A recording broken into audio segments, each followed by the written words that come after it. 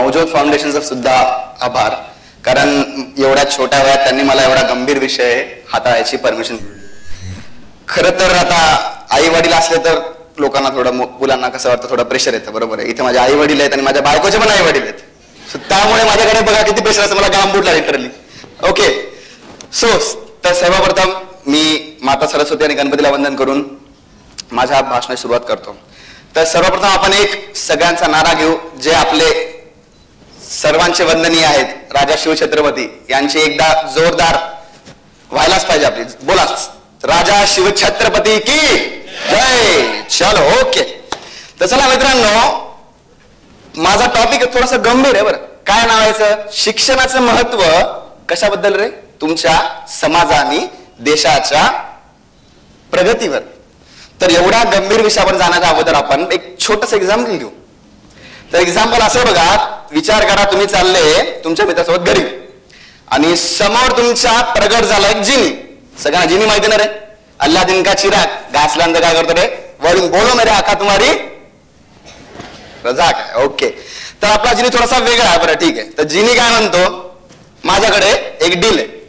आता डील म्हणलं की आपल्याला काय असतं रे बाबा, काहीतरी स्पॅम आहे. तर तो जिनी म्हणतो की बाबा मी तुमच्या दोघांना करोडपती बनवणार. आता असं म्हणल्यानंतर काय होतं आपल्या डोक्यामध्ये, अरे बाबा अजून जास्त स्पॅम आहे, तर निघ बाहेर, मला जो घरी जाऊ दे. तर आपला जिनी कसा आहे माहिती का, थोडासा जेन्युइन आहे, बिचारा खरा बोलतो सगळ्या जिनी. ठीक आहे. तर तो तुम्हाला ऑफर म्हणतो की आपल्या डील मध्ये 2 ऑफर आहेत. एक ऑफर अशी आहे, पहिल्या दिवशी तुम्हाला तो 1 रुपया देणार, दुसऱ्या दिवशी 2, तिसऱ्या दिवशी 4, असं करत करत तो 30 दिवस तुम्हाला पैसे देणार, रुपये. ठीक आहे. नंतर काय होईल, दुसऱ्या ऑफर मध्ये काय बरं, पहिल्या दिवशी 1 करोड, दुसऱ्या दिवशी अजून 1 करोड, असे करत करत 30 दिन में 30 करोड. आणि जिने असं म्हणतो, ज्याने पहिल्यांदा बोललं त्याला ती ऑफर भेटणार. तर पटकन काय म्हणणार आपण रे, कोणती ऑफर घेणार तुम्ही? 1 करोडची. करेक्ट आहे. तर 1 करोड घेणार तुम्ही, पहिल्या दिवशी 1 करोड, 2 दिन में 2 करोड और 7 दिन में 7 करोड. अमिताभ बच्चन. करेक्ट आहे नाही? ओके. तर बिचारा तुमचा मित्र नाराज, त्याला 1 रुपया भेटला. पर काय होतं रे, 25 दिन में पैसा डबल नहीं. कितना दिन में पैसा डबल? 1 ही दिन में. पहिल्या दिवशी 1, दुसऱ्या दिवशी 2, 4, 8, 16, 32 असं करत करत तो जाणार. तर पहिल्या दिवशी तुम्ही एकदम एन्जॉय करणार. 1 करोड भेटले मला, मस्त आपण आरामशीर एकदम काय करणार आहे, शाळा गेली खड्ड्यात, सगळं खड्ड्यात गेलं, आपण काय करणार, मस्त इंस्टाग्रामवर आपले फोटो टाकणार. हो की नाही? करेक्ट आहे. तर दिवस चालले तुमचे, 5 दिवस गेले, 10 दिवस गेले, 15 गेले, 20 गेले, 25 गेले, 26, 27 दिवस गेले. आला 28वा दिवस. तुम्हाला कळलं तुमच्या मित्राला भेटले किती रे? 26 करोड एका दिवसामध्ये. 26 करोड भेटला. तुमच्या डोक्याचे तार हल्ले. सगळ्यांना डायलॉग माहिती रे 3 इडियट्सचा? काय असतो रे, दोस्त जब फेल होता है तो बुरा लगता है. करेक्ट है. पर अगर दोस्त फर्स्ट आता है तो ज्यादा बुरा लगता है. करेक्ट आहे. 28व्या दिवशी 26 करोड, 29व्या दिवशी 52 आणि 30व्या दिवशी किती रे? 110 करोड. असे करत करत त्याच्याकडे झाले किती? 200 करोड. आणि तुमचा जो स्टार्टिंगचा जो आनंद होता तो काय झाला तुमचा रे? खतम झाला. बरोबर आहे. मग तुम्ही स्वतःला कुसून आले, काश मी त्या दिवशी 1 रुपयाची डील घेतली असती तर आज मी रईस असतो. बरं, शाहरुख खानचा रईस. करेक्ट आहे की नाही? तर काय झालं असं? तुमच्या मित्राचं भाग्य आणि तुमचं दुर्दैव.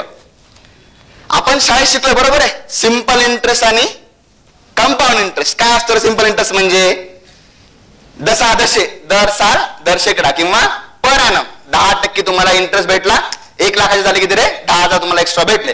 आपण काय होतो, रमेशनी 1,000 रुपये बँकेत एफडी केली, 10% काढा किती रे? 1 वर्षानंतर किती भेटणार? 1100 रुपये. आपण एक्झाम मध्ये लिहितो, मार्क घेतो आणि खुश, चला आपलं काम संपलं, आता मला याची कुठे यूज करायची गरज नाही. पण इथं काय झालं रे, तुम्हाला पहिल्या दिवशी 1 रुपया भेटला, 2, 4, 8, 16, 32, 64, 128 असं करत करत तो माणूस कुठपर्यंत झाला रे?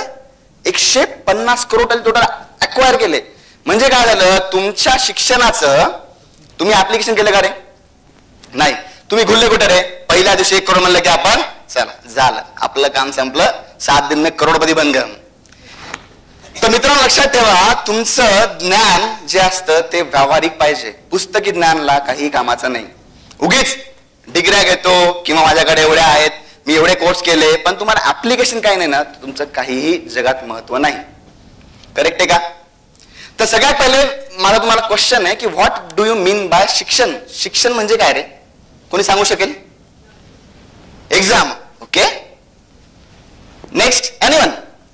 अरे एक्झाम नाही तुमची, एम एज्युकेशन. ओके, चला ठीक आहे. आपल्याला काय माहिती रे एज्युकेशन म्हणजे काय रे? आपल्या डोक्यात पहिलं येतं की मार्क्स आणि एक्झाम. बरं मित्रांनो, लक्षात ठेवा, एज्युकेशन म्हणजे फक्त पुस्तकी ज्ञान नाही. तर एज्युकेशनचा पाया कुठे माहिती आहे तुमचा? सगळ्यात तो आहे तुमचा क्युरिओसिटी, म्हणजे कुतूहलता. म्हणजे काय रे? सगळ्यांनी एखादं छोटं बाळ बघितलं असेल का रे? बघितलं ना? काय करतं रे? जे आजोबाचे करतात तेच ते कॉपी करतं, बरोबर आहे. माझ्या घरात पण एक माझा पुतण्या आहे, गोड एकदम, खोडकर आणि तेवढाच गोड आहे. तर तो एवढे क्वेश्चन विचारतो. समजा मी आता हा ड्रेस घातला, तू हा ड्रेस का घातलास? बरं, तो ड्रेस का नाही घातलास? बरं, मग तो ड्रेस आता हा ड्रेस काय, याचा कलर असा का, याचे बटन एवढे दोनच का, याला 3च बटन का? असे प्रश्न विचारून विचारून तो भांडावून सोडून टाकतो. मग त्याला आपण काय करतो रे? बस चुप.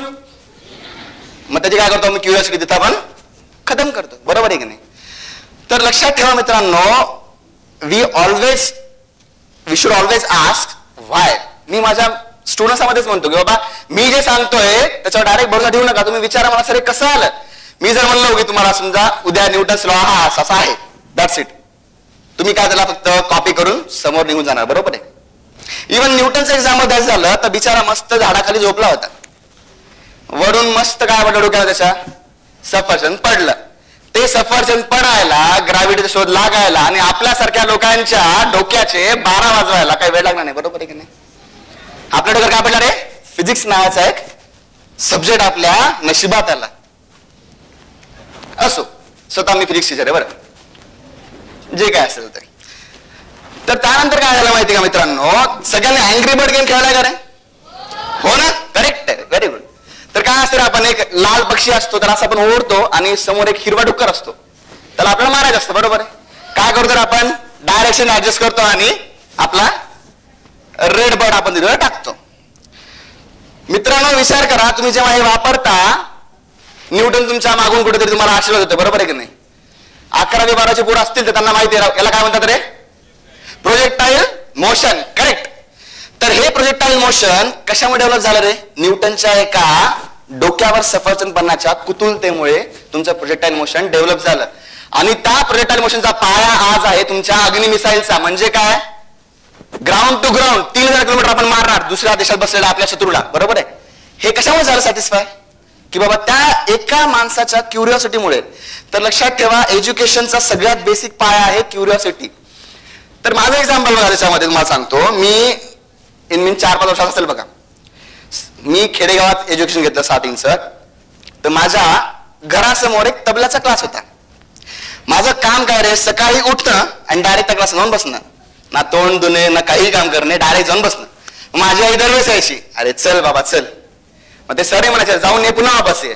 मग काही गोष्टी करायच्या, पुन्हा वापस यायचं. मग दिवसभर तिथं बसायचो मी. मग शाळेच्या टाइमला जायचं, पुन्हा वापस आला दप्तर फेकून पुन्हा तेच बसायचं. मला एकदम भारी वाटायचं, एकदम फॅसिनेशन होतं की बाबा टन वाटायचा असा आवाज किती मस्त येतो एकदम तबल्याचा, असा टन टन करताना, किंवा बासुरीचा आवाज किंवा हार्मोनियमचा आवाज, एकदम असं खूप फॅसिनेशन व्हायचं माझ्या त्याच्यामध्ये.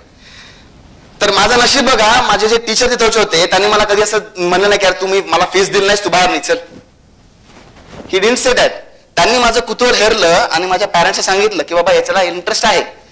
तर वयाच्या 5व्या वर्षी तो माणूस स्वतः जो अस्खलित तबलाचा कलाकार होता, त्यांनी मला एकदम बेसिक पण शिकवलं की बाबा असं बोट कसं मारायचं.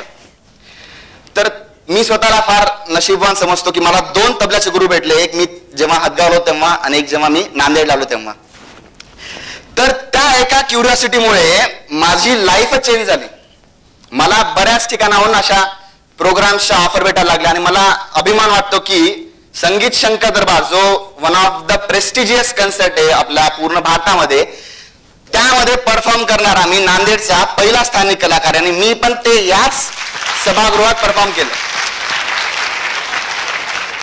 हे काय झालं रे? This is because of curiosity, बरोबर आहे. सगळ्यांना मूवी लावतात, अरे Pushpa, KGF, Rocky Bhai, correct आहे असं करून, हो की नाही? असं करणं आपण करेक्ट. कोणी सांगू शकेल का रे पहिला मूवी कोणी बनवला? दादासाहेब फाळके. Very good. पोरं हुशार दिसतात आपल्याकडे आलेले आजचे. दादासाहेब फाळके.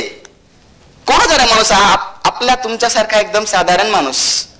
एकदा बिचारा जाऊ लागला, त्यांनी बघितलं काहीतरी गर्दी दिसतीये, मध्ये गेला टेंट मध्ये, बघितलं तर काय पडद्यावर असे लोक काहीतरी मूव करतात, डान्स करतात, काहीतरी कोणाला मारतात, ते पण पडद्यावर. बरं, आवाज नाही, काय नाही. त्या माणसाला एकदम असं फॅशनेशन झालं, काय भारी आहे बाबा, आपण लोकांना मागे काही नाही, फक्त पडद्यावर लोक दिसतात, आपण 3D आणि ते 2D सगळं, असं कसं पॉसिबल आहे? मग त्यांनी बघितलं, अरे बाबा हे शिक्षण कुठून घेतलं यांनी. मग त्यांना कळलं की बाबा हे इंडियात तर भेटणार नाही. मग कुठं भेटणार? हे भेटणार इंग्लंडला. मग त्यांनी सगळं घरदार सोडलं आणि वेंट टू इंग्लंड.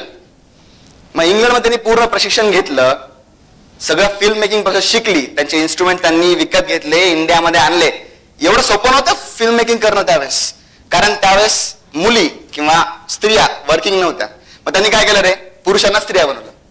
ऍक्च्युअल मध्ये नाही बरं, कपडे घालून, नाही तर विचार करतात असा. ठीक आहे. तर मग काय झालं याच्यामध्ये की ते आले आणि त्यांनी पहिला मूवी बनवला. So that was the milestone for our Indian cinema. तेव्हापासून बॉलिवूड, टॉलिवूड, कॉलिवूड, सगळे वूड जे आहे तुमचे लाकडं, ते तुमच्या देशात निर्माण झाले. करेक्ट आहे का? कसं झालं रे? फक्त एका माणसाच्या कुतूहलतेमुळे. तर तुमच्या मनातली कुतूहलता कधीही मारू नका. माझा अजून एक एक्झाम्पल आठवतं मला, की मी इयत्ता पहिलीत असेल, जवळपास 5-6 वर्षाचा असेल. मला लहानपणापासून आगीचं एवढं प्रेम, आगीचं वेळ नुसतं. कुठेही जायचं, आग पकडली, आपण त्याला हात लावायचा, जायचं, काहीतरी करायचं मी दरवेळेस. तर मी असताना खेडेगावात शाळा माझी एकदम लाकडी तट्टाची होती. तट्टा सगळ्यांना लाकडी तट्टा, असा पांढरा पिवळा कलरचा असतो बघा. तर शाळा एकदम जेमतेम होती. बाथरूमची गोष्ट शाळेला नव्हतीच, बाजूला उकिरडा होता, तिथे जाऊन आपण बाथरूम करायची. आणि तेव्हा करताना मला दिसली एखादी काडाची डब्बी. काडाची डब्बी मला दिसली, मी उचलली. माझा ऍज युजल काम काय, काडी दिसली मला, मी त्यांनी लावून टाकून दिली. मी एकदम निवांत काही न केल्यासारखं वापस आलो, क्लासमध्ये बसलो. थोड्या वेळाने आवाज आला, अरे आग लागली, पळा. बघतो तर काय, बाजूचा पूर्ण वगैरे जायला लागलाय. आता मला कळलं की याचा पूर्ण सूत्रधार कोण असणार आहे? मी स्वतः. मग माझी भीती अशी की बाबा कोणी मला तेव्हा करताना बघू नये. आणि आपले असतात ना काही मित्र, त्यांच्यापेक्षा शत्रू बरे. त्यांनी सांगितलं, मॅडम बघा तिकडे बसला तो वेदांत, त्याने आग लावली. तर लोकांना कोर्टातून घरी फरमान येतात. ठीक आहे. माझ्या वडिलांना घरून किंवा शाळेतून कोर्टात फरमान गेलं. माझ्या वडिलांना बोलवण्यात आलं शाळेमध्ये. तर एवढा पोराचा प्रताप बघून काय करणार आहे? करेक्ट आहे. 3 तर सगळ्यांसमोर बसला. घरी किती बसला मी कोणाला सांगणार नाही. ठीक आहे, विचारू पण नका मला, that will be a secret. Okay. तर तेव्हा मला कळालं की बाबा नाही, ते आगीसोबत खेळायचं नाही, Pushpa is a fire, don't play with it. तर ही होती माझी आगीची एज्युकेशन. काय रे, फक्त क्युरिओसिटीने. तर एज्युकेशन तुम्हाला फननी पण घेता येते, बरोबर आहे. सगळ्यांना इंस्टाग्राम आवडतो ना रे, ऑब्व्हियसली. कोण आहे हो? इंस्टाग्रामवर फिल्टर करणे, इकडे तिकडे फोटो, काही काळे डोळे चेहरे असतात तरी आपण काय करतो, त्याला फिल्टर आपण पांढरे करतो, बरोबर आहे. इंस्टाग्रामची पॅरेंट कंपनी कोणची, कोणाला माहिती का रे? मेटा. मेटा म्हणजे काय? Facebook. Who is the owner of Facebook? Mark Zuckerberg. Super. तर तुम्हाला माहिती का मार्क झुकरबर्गनी स्थापना कशी केली फेसबुकची रे? आता 21-22 वर्षाचा पोरग, त्याला कसं अट्रॅक्शन असं मी सांगणार नाही. ठीक आहे, ते तुम्ही हुशार आहात. तर कॉलेजमध्ये असताना त्या अट्रॅक्शननी त्याने एक ऍप बनवलं. तर त्या ऍपने एवढी काय पब्लिसिटी भेटली आणि सडनली आपल्या पूर्ण जगात, विश्वात भेटलं आपल्याला काय रे, सोशल मीडिया नावाचं एक नवीन अस्त्र. काय रे, फक्त एक फनच्या गोष्टीमुळे. फेसबुक झाला, फेसबुकहून इंस्टाग्राम आला, इंस्टाग्राम स्नॅपचॅट, अजून काय काय मला माहित नाही. आणि त्याला तुम्ही जाणार नाही मला माहिती, बरोबर की नाही रे? नक्की हळू झालाय. हो मध्ये नाही चुकलं, हो की नाही? ओके. तर बघा, फन मधून पण तुम्ही खूप काही गोष्टी शिकू शकता. त्यानंतर दुसरी गोष्ट, फिअर. आईची चप्पल आणि बाबांचा बेल्ट, बरोबर आहे की नाही? हे आमचं एज्युकेशन. आता मी माझा एक्झाम्पल देतो. माझी आई अतिशय कडक, दिसायला एकदम शांत दिसते बरं, पण अतिशय कडक. मला लहानपणी एवढं मारलंय तिने, एवढं मारलंय की म्हणजे माझी आजी म्हणायची, अरे काय बस बाई, बस मारून टाकतेस का त्या पोराला? नाही, आईनं ऐकलंच नाही कोणाचं. नाही, याला संस्कार पाहिजे. जसं आत्ता सरांनी म्हणलं होतं ना की बाबा कळम कसं जे म्हणले की बाबा पहिले आपली आईच संस्कार करायची. ते आईने माझ्यावर केले संस्कार.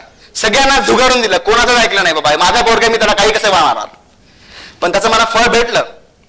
माझा रँक इम्प्रूव्ह झाला, माझी हँडरायटिंग इम्प्रूव्ह झाली, माझी विचारशक्ती इम्प्रूव्ह झाली. मी फक्त मार्कामध्ये बोलत नाही, मी लोकांबद्दल विचार करण्याचा माझा माइंडसेट चेंज झाला. हे कोणाचं सर्वस्व श्रेय माझ्या आईचं आहे.